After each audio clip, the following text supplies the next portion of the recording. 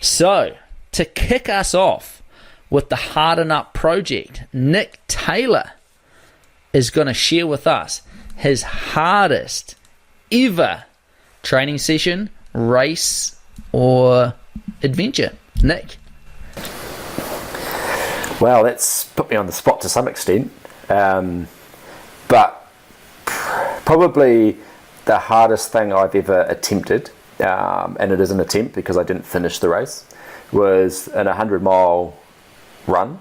So 100 miles being 160 kilometres. It was a 10-kilometre loop, or 10-kilometre figure of 8, I should say. So pretty much every 5 kilometres you have the ability for someone to give you some drink, some food, some warm clothes, a chair to sit down on, and a car to get out of there, basically.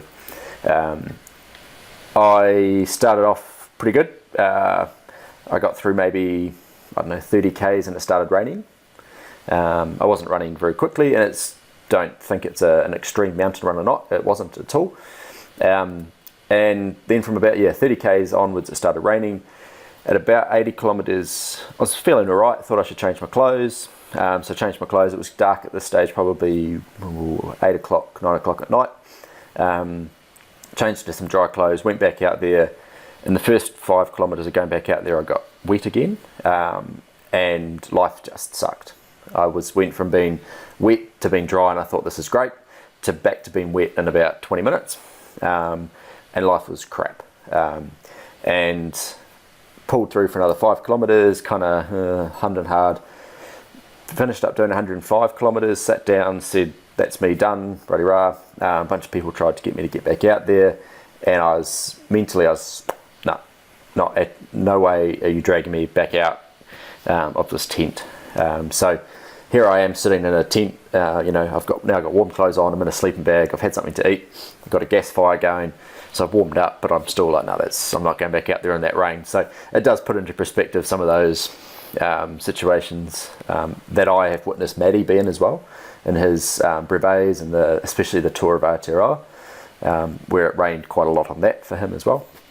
So it's something I said to Maddie a while back about experience has all been relevant. So for me at that stage, that was probably the hardest thing I've ever attempted, from a physical point of view. Been through other mental challenges in life, but from a physical point of view, that for me was the hardest. But when you compare it to something Maddie's done, it's not that hard. And then when you compare something Maddie's done to a soldier going to battle, it's not that hard. So it's a really nice, perspective-grabbing segment that we're going to be opening up.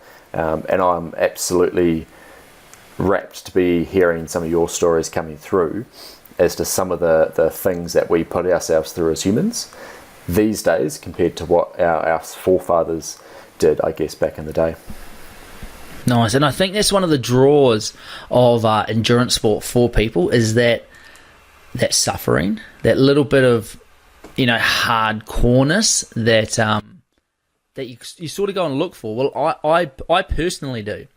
And one of the things I love about doing like a brevet is getting to the finish, and at the finish, it's just like this amazing feeling of relief, and your bed's never felt so comfortable when you've slept on the ground for a few nights, or you don't value that you're able to go to a tap and turn it on, and beautiful clean cold water comes out of it, or hot water comes out of a tap.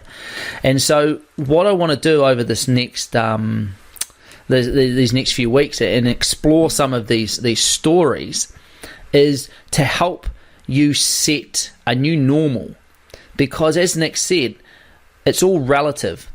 So what you've experienced in the past affects how you experience things in the future. So if you think something's really hard because this is the wettest I've ever been, it's the coldest I've ever been, it's the windiest it's ever been, and I'm so exhausted, then it's true. That is the hardest thing you may have ever done. But you've got so much more in you.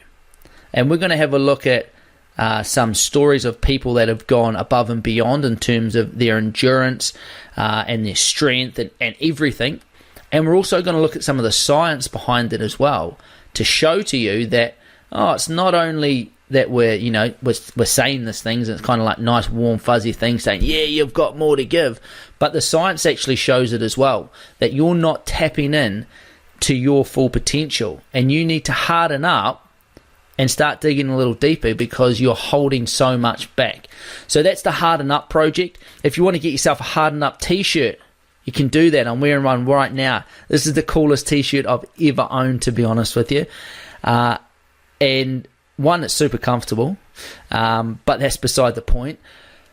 But when I'm wearing it, it's next level. Like I was wearing it in the gym earlier in the week, or last week, sorry, and every time I looked in the mirror, it was a reminder to harden up. Every time you walk past a window and you see a reflection of yourself, it's a reminder to harden up. And it's not telling other people to harden up, right? You're not walking around with harden up on your t-shirt saying that, this is about me and you're soft and you need to harden up. This is about you telling yourself that you're soft and that you need to harden up. And even if you're already hard, you can always be just a little bit harder.